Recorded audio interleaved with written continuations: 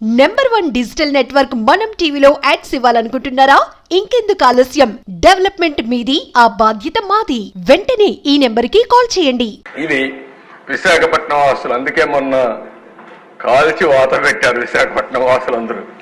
ఈ రోజు మీరు ఇక్కడ చూస్తే గవర్నమెంట్ పాలిటెక్నిక్ కాలేజ్ 24 ఎకరాలు 359 కోట్లకు తాకట్టు పెట్టారు.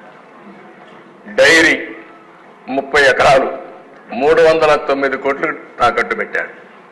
గవర్నమెంట్ ఐటీఐ కాలేజ్ 17 ఎకరాలు 270 కోట్లకు తాకట్టు పెట్టాడు. కడాన పోలీస్ క్వార్టర్స్ 9 ఎకరాలు 215 కోట్లు తాకట్టు పెట్టాడు. Training production centre of disabled welfare పాపం వాళ్ళు కూడా వేశాడు. 19 ఎకరాలు 157 కోట్లు పెట్టాడు. ఈ బంగ్లా 10 ఎకరాలు 203 కోట్లు. R&B క్వార్టర్స్ 3 ఎకరాలు 99 కోట్లు.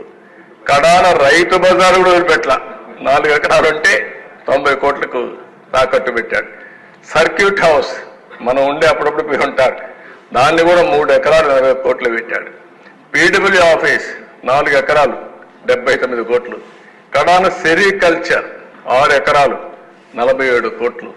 తహసీల్దార్ ఆఫీస్ సీతంధార 1 ఎకరా 34 కోట్లు.